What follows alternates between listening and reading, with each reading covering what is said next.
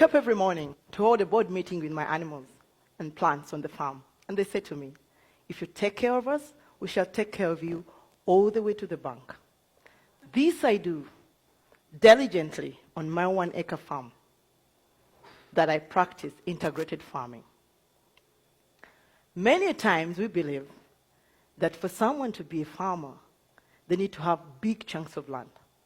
And it makes economic sense because of the high yields they get if they look after their farms very well. Unfortunately, this is not the case in Uganda, my country.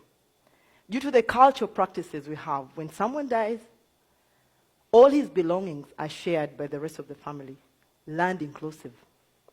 I'll give you an example. My husband, whose father had 40 children and 1 square mile. When he died, my husband and his 39 siblings had to share his belongings. And my husband ended up getting about 2 acres. Now, if these people die, God forbid, their children, mine inclusive, are going to share the pieces of land their parents partook of their grandparents' belongings. It will literally mean that each child will get about 30 decimals, slightly bigger than a 1/4 acre. Does that mean these children won't farm, considering that the backbone of our nation, Uganda, is agriculture? I know someone in Kenya who makes hell lots of money from just a 1/4 a piece of land with 40 Frisian cows. I divided my farm into 4 quarters. The first quarter, I keep pigs. And I play with the pig dung, with the 30 sows I have, to produce food for chickens and fish. This is what I do. In the morning when I pick the pig dung from the piggery house, I leave it out in the open for 6 to 8 hours. And in so doing, flies come along and they lay eggs on it. I then cover it for 4 to 5 days, and when I open it, I get nice, juicy maggots. These I feed my chickens. And then, after I've picked the maggots out of the pig dung, I still introduce earthworms. And when I do, the earthworms multiply. As they're multiplying, they eat on the pig dung and they produce soil. This soil I use to grow vegetables. And sometimes I sell to the people in the city as for their potted plants. And as the earthworms multiply, they excrete. When they excrete, I use the excreta as a pesticide and a fertilizer for my garden. Pig dung is gold to me because I save 80% of my cost of production by feeding the chickens and the fish, which I wouldn't have done if I was using commercial feed. The second quarter, I keep cattle. While almost everyone in Uganda uses firewood and charcoal to cook, I use dung for the cows. I introduce it in an anaerobic digester. This is an airtight tank that uses microorganisms to degrade the cow dung. And in the process, it produces biogas that I use to cook. I don't have soot, while the rest of the people who use charcoal and firewood do. And in the process, I save on what would have happened if we cut down trees to make charcoal and biogas.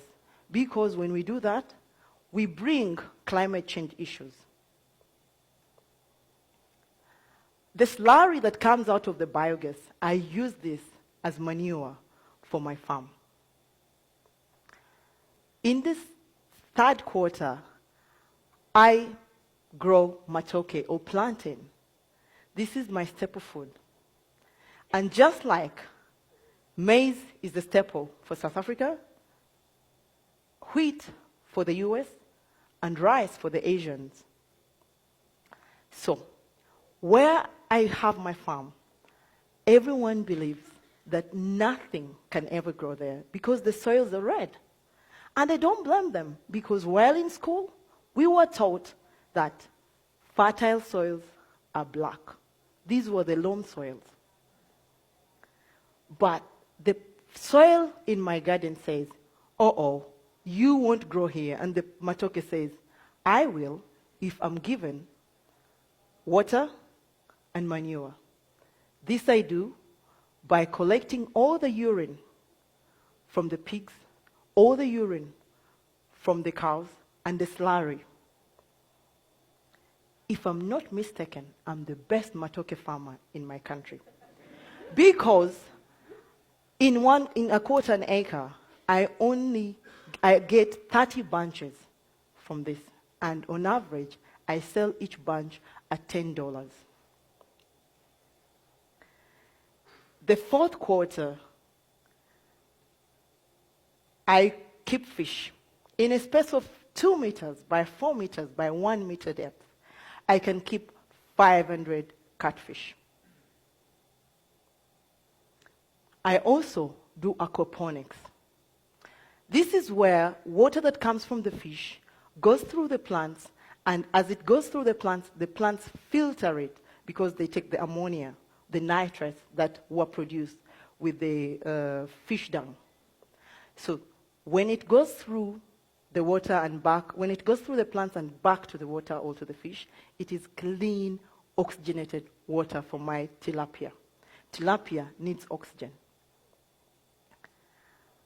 In a space of 8 meters by 15 meters, I grow tomatoes, and I can have 4,800 kilos in 6 months, which amounts to about 2,700 US dollars.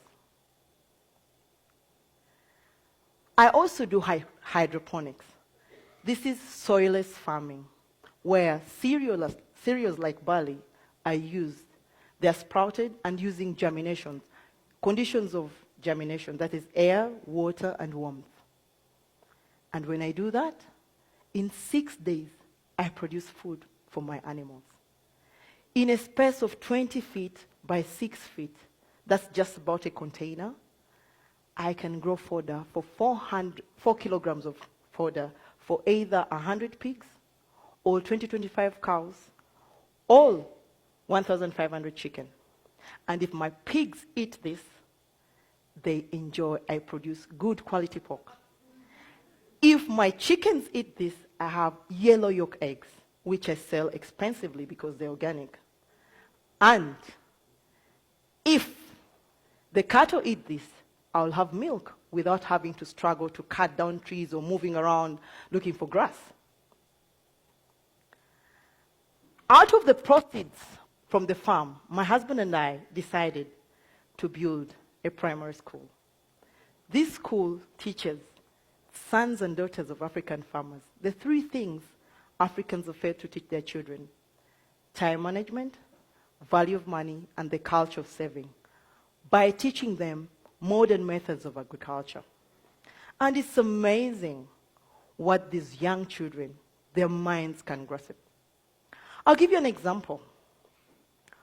We have a 10-year-old. After only 3 months in our school, he went to his father's home in holiday. And this is what he did. He overturned the compound, got tires from the garage, broken wheelbarrows, sacks, and made a vegetable garden. They enjoy this at home, and they sell some to the rest of the neighbors. Whenever you lack, you think. Now, when we built the school, we didn't have enough money to build a soak pit.